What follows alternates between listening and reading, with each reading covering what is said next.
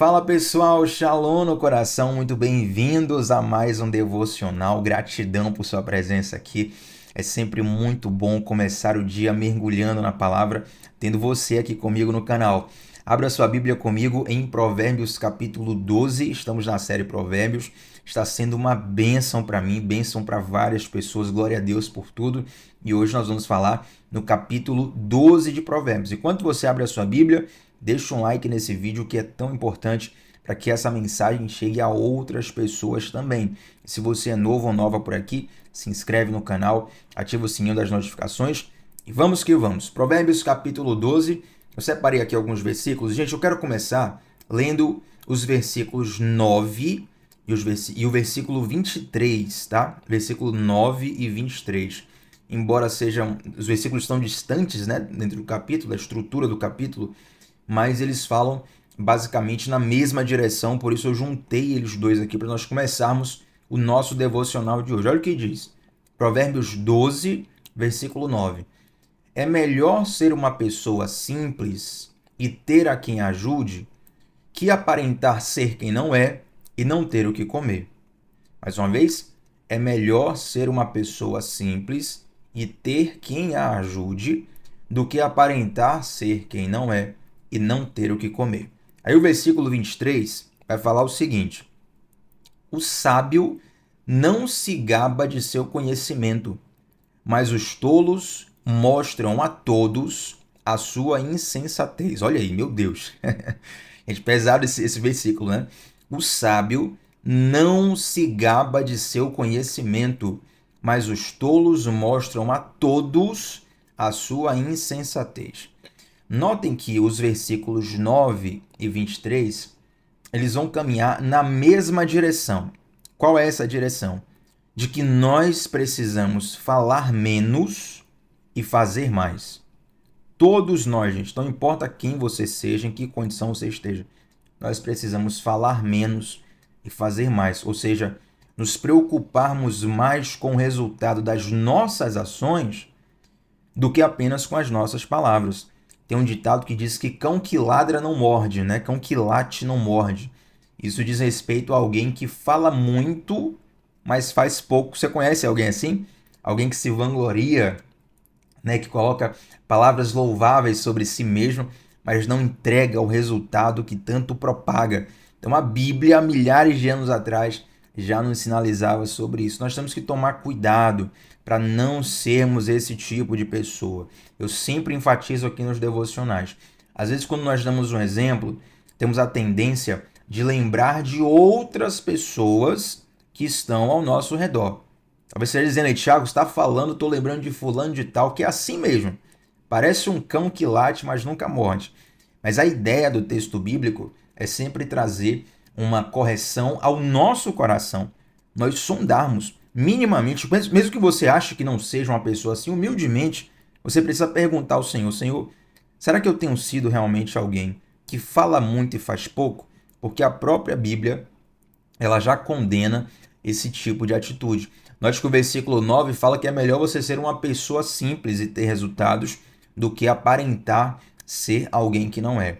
E sabe uma coisa sobre falar muito e fazer pouco? Eu não estou falando de alguém que é tagarela necessariamente, né? É claro que tem pessoas que costumam verbalizar mais, outras costumam verbalizar menos. Estou dizendo de você se propagar, se vangloriar no nível em que você não está de fato. Nós devemos tomar cuidado com isso, porque muitas vezes essa necessidade que temos de nos autoafirmar, nos autoexaltarmos, por assim dizer, ela vem de uma ferida do coração. Muitas vezes é a tentativa de preencher um vazio do coração. É até uma necessidade de se proteger, né, em meio a uma crença ou algum trauma de algo do passado em que você se sentiu inferiorizado. Eu não estou falando para você se menosprezar, não é isso. Aqui também já é outro problema. A pessoa que se auto-menospreza, né? Eu sou pior do que a mosca, do cocô, do cachorro. Não, peraí. Você é a coroa da criação de Deus. Então você precisa se colocar no lugar de realidade. Nem de automutilação e nem de vangloriar-se, entende? A pessoa saudável, ela é equilibrada. E olha, preste bem atenção nisso que eu vou falar, para a gente passar para os outros versículos. A pessoa que realmente é confiante, que ela tem confiança em si mesmo, dificilmente ela vai ficar se gabando e falando muito. A pessoa que é confiante, a confiança, ela vem acompanhada de humildade. Ela tá tão segura de quem ela é que ela não precisa falar muito. Eu até tenho até uma brincadeira entre meus amigos, né, que jogam bola. E às vezes tem alguém novo assim no baba, na pelada. E aí você não sabe, né, se o cara é bom de bola, se é ruim de bola, você não sabe se chama pro seu time, se deixa pro time do adversário. E aí normalmente o cara que fala muito, ele não joga nada, né? E quando você vê alguém chegando assim de mansinho, calado, eu falo, não jogo muito não, só ajudo aqui e tal. Normalmente esse é quem mais joga. Ele tá tão confiante na qualidade técnica dele que ele não precisa ficar se gabando, entende? Então você tem que tomar cuidado com isso, porque às vezes o se vangloriar, se colocar num próprio pedestal, é uma tentativa de mascarar um vazio que está no seu interior. Olha só, gente, meu Deus do céu, 2 versículos muito simples que tocam feridas profundas da nossa alma. Então eu te convido a sondar o seu coração. Se você é alguém que fala muito e faz pouco, talvez seja uma tentativa humana de preencher um vazio do seu coração. Ele está falando, Thiago, então você revelou o que está no meu coração. De fato, eu faço isso para mascarar algumas coisas do meu interior. Então, como é que eu posso fazer? É simples. Quem preenche o teu vazio, meu irmão, é o Senhor Jesus Cristo. Quando você for preenchido de fato pelo Senhor, a identidade que Jesus te dá é tão segura, ela é tão firme, ela é tão forte, que você não vai precisar se apoiar em métodos humanos para tentar afirmar ser algo que não é. Você vai descansar na identidade que Deus te deu. Amém? Vocês estão comigo aí? Vocês concordam comigo aí no chat? Comenta também aí e vamos para os próximos versículos. Eu separei mais 2 versículos aqui, gente. Um deles é bem curtinho, mas eu achei interessante falar dele 30 segundos. Está justamente em Provérbios 12, versículo 10. Olha o que diz. O justo cuida de seus animais, mas os perversos são sempre cruéis. Mais uma vez, o justo cuida de seus animais, mas os perversos são sempre cruéis. Eu nem vou falar mais de 1 minuto sobre isso aqui, mas é curioso como algumas pessoas praticam perversidade com animais, assim, de um modo onde claramente você vê um descompasso com a vontade de Deus, né? E aqui eu não quero trazer polêmicas extremas, dizer, se você é vegano, se não é, se come carne, churrasco, não é isso. Estou falando de maus tratos aos animais. Então, sonde no seu coração se é uma questão de trauma. Eu conheço pessoas que têm trauma. A pessoa passou um trauma na infância, né, sobre um determinado animal, e a pessoa tem pânico quando vê esse animal. Isso é uma coisa. Mas essa pessoa que tem um trauma específico, ela só tem um trauma em relação a um animal só. Os outros ela não tem problema. Mas se você é alguém que está constantemente se deliciando em fazer o mal aos animais, se você é alguém que, enfim, né, tem sentimento ruim no coração, eu me sinto incomodado até de falar sobre o tema, sabia? Eu não consigo nem ver vídeos que mandam, às vezes, sobre maus tratos de animais. É um negócio complicado. Mas tome cuidado, porque nós somos imagem e semelhança do Criador. E a primeira missão que Deus deu ao homem na terra foi cuidar da terra, foi dominar a terra. E cuidar da terra diz respeito a cuidar das plantas e dos animais. Tem animais que vão servir para a nossa subsistência, para a nossa alimentação. Mas existem formas e formas de lidar com o mundo animal. E muitas vezes essa crueldade ela pode estar escondendo algo muito ruim na sua alma que precisa ser tratado, porque nós somos imagem e semelhança do Criador e a sensação redimida que nós temos que ter em relação com a natureza é uma sensação de amor e de cuidado para com plantas, para com animais, para com toda a criação. Nem vou falar muito mais sobre isso aqui, mas eu achei interessante enfatizar Provérbios 12, 10. O justo cuida de seus animais, mas os perversos são sempre cruéis. Se você está fazendo alguma maldade, alguma crueldade com algum animal, cuidado, porque Deus também tem uma opinião sobre isso, e essa opinião de Deus não é tão positiva assim. Ela não é uma visão tão boa sobre crueldade em relação aos animais. Mas vamos agora para o último versículo que eu separei, gente. Provérbios 12, 25, que diz o seguinte. A preocupação deprime a pessoa, mas uma palavra de incentivo a anima. A preocupação deprime as pessoas, mas uma palavra de incentivo a anima. Tem até uma versão que fala assim, ó, a ansiedade deprime a pessoa, né? Então, algumas versões está preocupação, em outras versões está ansiedade. Aí você me pergunta, Tiago, ansiedade é um problema? Não. O transtorno de ansiedade é que é um problema. Entende? Tem uma diferença. A ansiedade e o transtorno de ansiedade. Pega o seguinte exemplo. Imagina um carro que tem um alarme. Qual é a função do alarme daquele carro? É sinalizar quando alguém tentar entrar naquele carro de modo inautorizado, de modo indevido. Então você ativa o alarme no carro, vai dormir, de repente alguém coloca a mão na maçaneta do carro, de noite, né, o alarme apita. Então a função do alarme é justamente avisar. Da mesma forma que a ansiedade libera em nós libera em nós diversos dispositivos para lutar ou para fugir. Mas qual é o problema? É o transtorno de ansiedade. O transtorno é o seguinte: você colocou o alarme no carro para que quando alguém tentasse violar o seu carro, o alarme disparasse. Mas digamos que esse alarme fica descontrolado, fica desajustado. Então toda hora ele dispara sozinho. Aí você vai lá fora, vê, não tem ninguém. Aí você volta para casa e disparou sozinho de novo. Vai lá fora ver, não tem ninguém. Por quê? O alarme está desajustado. Ele não está fazendo a sua função correta. Então, o transtorno de ansiedade é justamente esse descontrole diante da ansiedade. Se a ansiedade te prepara para lutar e fugir, o transtorno de ansiedade ele vai te preparar para lutar sem que você tenha uma luta. Ele vai te preparar para fugir sem que você tenha uma fuga. Se você está de cara com um leão, alguns gatilhos de ansiedade virão sobre você para que você consiga fugir daquele leão. Mas o transtorno de ansiedade é justamente você estar sentado no sofá da sua casa, de tarde, sem fazer nada, e de repente vem a mesma sensação como se você estivesse diante de um leão. Entende?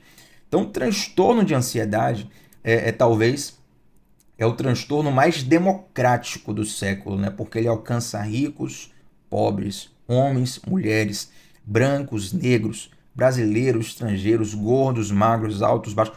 Qualquer tipo de pessoa pode ser atingido por um transtorno desse, gente. Agora eu peguei aqui um dado muito interessante para nós pensarmos. Olha isso aqui. 70% dos assuntos que nos deixam ansiosos nunca irão acontecer. Isso aqui é dado de pesquisa. 70% dos assuntos que nos deixam ansiosos são pensamentos que nunca virão acontecer. Então nós costumamos ficar ansiosos pensando e criando cenários que nunca vão acontecer de verdade, entendeu? Então nós temos que pensar nisso porque precisamos apoiar o nosso raciocínio na realidade. E é claro, todo mundo cria cenários na mente até como um mecanismo de preparo, como um mecanismo de defesa para quando aquelas coisas acontecerem. Mas criar tantos cenários assim revela muitas vezes uma necessidade de controle da situação. Você quer tanto controlar, você não quer que nada fuja do seu controle. Então você cria tantos cenários que acaba sobrecarregando sua mente e 70% desses pensamentos são pensamentos que nunca irão se tornar realidade. Pense nisso. E aqui eu trago dois conselhos sobre transtorno de ansiedade para nós pensarmos juntos aqui e fecharmos esse devocional. Primeira coisa, ande com pessoas positivas. Por que isso? Porque o próprio versículo fala, ó, uma palavra de incentivo anima o espírito. Uma palavra de incentivo muitas vezes tira esses pensamentos que sobrecarregam a nossa mente. Nós precisamos andar com pessoas positivas. Mas andar com pessoas positivas não é andar com alguém que tem sempre uma frase de efeito para falar. O sentido não é esse. Andar com pessoas positivas, são pessoas que têm um pensamento de positividade sobre a vida. Não é alguém que tem uma frase de efeito necessariamente, mas alguém que tem ânimo para enfrentar a vida, entende? Vem uma dificuldade muito grande, vem um desafio grande, e a pessoa não vai mascarar aquele desafio, mas ela tem ânimo para enfrentar aquele desafio. Quando você anda com pessoas assim, é natural que você absorva também um pouco da mentalidade dessas pessoas. Então ande com pessoas que têm ânimo em frente aos desafios da vida, e você vai ver que só isso aí já vai te ajudar a lidar com pensamentos que tanto sobrecarregam a sua mente. E o segundo conselho é: sustente a sua visão de mundo na palavra de Deus. Sustente a sua visão de mundo na palavra de Deus. Sabe quando muitas vezes nós criamos tantos cenários na mente, eu já falei aqui que essa muitas vezes é uma necessidade de controlar tudo, nós precisamos confiar que Deus é quem está no controle de tudo. E Deus controla melhor do que eu, melhor do que você, melhor do que todos nós juntos. Então, confiar no controle de Deus vai te levar a um lugar de descanso. E você só aprende a confiar no controle de Deus lendo a palavra. Eu sempre gosto muito de ler as histórias da Bíblia, porque ler as histórias bíblicas enche o meu coração de fé. Você vê uma circunstância difícil e vê como Deus agiu naquela circunstância. Agora eu te pergunto, meu irmão, minha irmã, vamos aqui junto. O que é mais difícil? Abrir um mar vermelho ou Deus abriu uma porta para você pagar um boleto do seu dia a dia? Entende? O que é mais difícil?